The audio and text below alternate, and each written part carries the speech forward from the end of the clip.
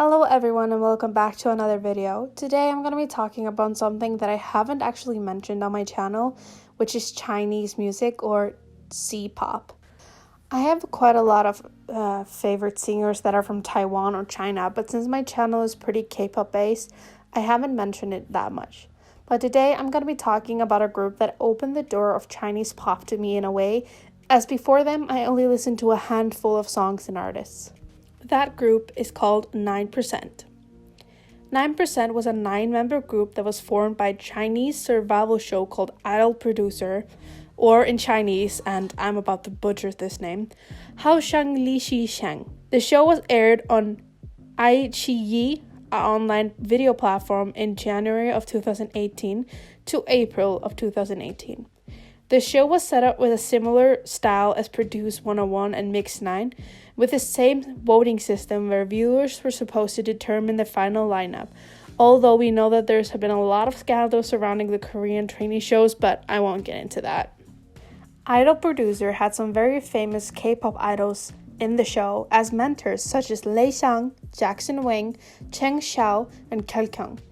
Along with those were famous Chinese idols, as in artists like Lee Rong-ho and MC Jin as mentors. In my own personal opinion, this is the most fun trainee reality show I've ever watched, including Produce 101 and Produce 48 and all those, Idol School, Produce China, Mix 9, The Unit, and so on. They are all below Idol Producer in my opinion. I won't get too much into the show itself as I want to focus on the group it was formed from, but I want to make sure that everyone knows how fun Idol Producer is, because it doesn't feel long or boring and you enjoy the content even though the episodes are like 2 hours long. It's more fun and passionate and you get really connected with every contestant. And I can tell you right now that I know more trainees from that one season of Idol Producer than I know from any of the other Idol trainee shows combined. So I will highly recommend this show. But enough about the show itself. Let's talk about how the company really screwed up 9%, even though they had so much potential to become a huge success, not only in China, but in Asia overall. As I said already, 9% had 9 members: Kai Shikun, Chen Linong, Fan Chencheng, Justin, Lin Yanjun, Xu Xiangjing, Wang Xiyi, Xiao Guai, and Yu Shangjing. I am very sorry if I fucked up any of those names, by the way. If you're really into Korean survival shows, you might actually recognize some of the boys, as Xiangqing and Justin were actually a part of the trainee group from Weihua that was sent into the second season of Produce 101. After the show aired, the group was set to be managed by Sony Music Entertainment China.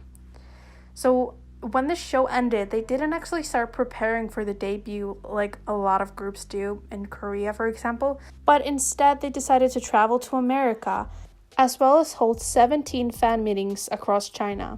But in November, they finally released their debut album To the Nines, and they held their first live performance at M Space, which is a music venue in Beijing. The live stream of the performance overall had more than 15 million clicks online. Their album had over 300 pre-sales, and on top of that made almost 8 million Chinese yuan within the first 3 days of it being up on Tencent's music online platform. After their whole debut was over, they made around 18 million Chinese yuan, which is over 2.6 million US dollars. On top of that, they were already winning awards and being recognized by the public for being a great idol group. This sounded like a great debut. But now it's important that I mention what happened between April and November of 2018. The company Weihua decided to debut their boy group called Next after all the popularity their trainees had gained from the show in June. The company made the decision to debut all the trainees that had been sent to the show. That included Justin, Fan Chencheng, and Shenting, that were also about to debut in 9% later that year. This made the group had scheduling conflicts, as the two groups were debuting close to each other with the same members, and so they basically had to be at 2 places at one time to be the faces of their groups. People were worried about this, but it turned out not to be as big of a worry, as 9% wouldn't make another album or a single after they debuted until they were disbanding. On top of that, the group was supposed to promote together for 18 months, but they ended up disbanding in October of 2019. One could say that the company counted the months between the show ending and the debut as a part of the promotion period. But seeing as everyone was quite shocked that they decided to disband early, shows that no one was ready for that. The members basically split off after making their debut to make their own albums or be in their own groups like next. Although there's nothing wrong with being a soloist, not all the members were gaining that much recognition, and the group would have been better off staying together for the 18 months as a whole. Although right now the boys seem to be doing pretty well for themselves, fans were really upset when the disbandment came, as they had basically done nothing as 9%. When the members started making solo things and solo schedules instead of having group schedules, it created a rift between fans. There were more solo fans than nines, which is the 9% fandom. Another thing that probably messed with the boy's career, especially Fan Cheng's at the time, is the fact that it came out that his sister, Fan Bingbing, a very famous actress in China, had been caught in tax evasion scandals in May of 2018. And although Fan Cheng had nothing to do with it, this tainted his career, at least for a little bit. After almost no group activity, the group announced that they were gonna be holding a farewell show in late September, along with an album called More Than Forever with 9 solo songs for each boy. This did pretty good well, selling over 600,000 copies. The boys then officially disbanded on October 16 and held a farewell concert in Guangzhou on October 12, 2019. The boys promised themselves and the fans to reunite every year on April 6 and hang out as a group once again. Now that I've gone over the group's career, let's talk about what this group could have been if the company made the right choices. This is gonna be more personal, so I'm sorry if you don't agree, and we can just discuss that in the comments if you are a fan of 9% or you have a different opinion overall. To understand how loved the boys were even before the show started, we have to look at things like followers, sales, and more. One of the group's most popular members was Kai Shi-kun, and he came on the Idol producer show as the big name idol. Back in 2019, he had 25 million followers on Weibo, and now in 2020, he has over 27 million followers. In 2019, he was the 10th most followed Chinese idol and celebrity on Weibo. He has more followers on Weibo than, for example, a worldwide idol known as Psy.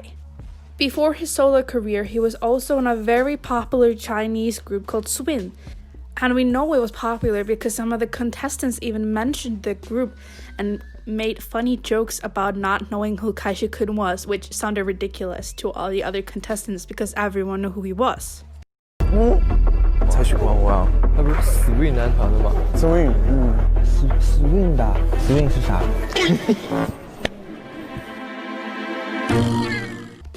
And as I mentioned earlier, Fan Cheng also drew in a lot of fans because he was the little brother of a very known actress. Xiao Guai was also famous before he joined the show, as he had been on a TV show in 2016 called The Rap of China. And that was also mentioned when he auditioned in the Idol producer show, showing you that that show was known and very popular at the time. If the members weren't known before they got into the show, they gained a lot of love during the show and a lot of popularity. As I've already mentioned, their career started out so freaking well. They sold so many albums and they were loved by everyone. And they had so many fans through Idol Producer. But it was like the company didn't even care to push the group to do more activities. Like, sure, they were all doing their own thing, all doing their own schedules, but fans wanted more 9%. There were no group activities. They didn't want solo activities, they wanted 9%. The fans voted these boys to be together as a group. They didn't vote with the thought in mind that they wanted to see them as solo idols. And I even believe that if the people wanted to see them as solo artists, they wouldn't have voted them into 9%, because a lot of the boys, after the show started airing, had huge amount of fans. So if the fans just wanted to see him as a solo artist, they could have just not voted for him. The company honestly couldn't care less about 9%, and it breaks my heart. I want to read this quote from 9%'s wiki page, as it really describes how the fans felt and other artists in the same career as them. In August and October of 2018, many netizens criticized iQIYI for failing to provide more opportunities for some of the members of the group. The lack of group performances and members' tendency to work on their own led fans to suspect the group 9% might exist in name only.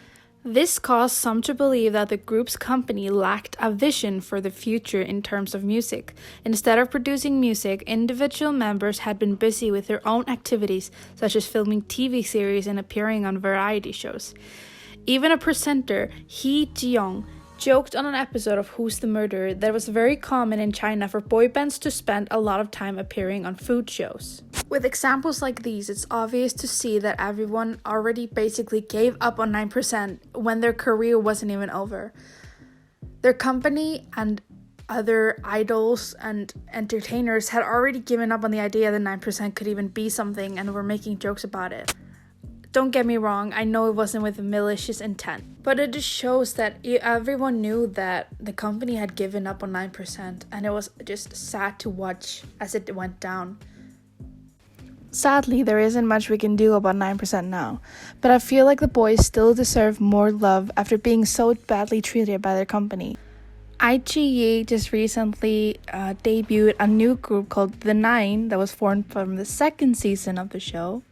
But as they debuted so recently, I can't really tell what they're gonna do with them. But I feel like iQIYI cares more about the show itself rather than the group that comes from the show, which is really wrong, and it should not be like that at all. I just hope that some people will watch this video and look into the talent that the 9% boys have, as they deserved a lot better.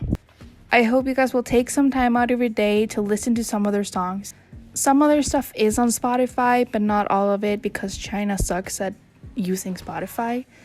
But as I said, I hope you at least give them a chance. That's it for the video. Thank you so much for watching. Let me know what you think about 9% and the treatment they were receiving in the comments. And if you like my content, feel free to subscribe and like. And once again, thank you, and I'll see you guys next time.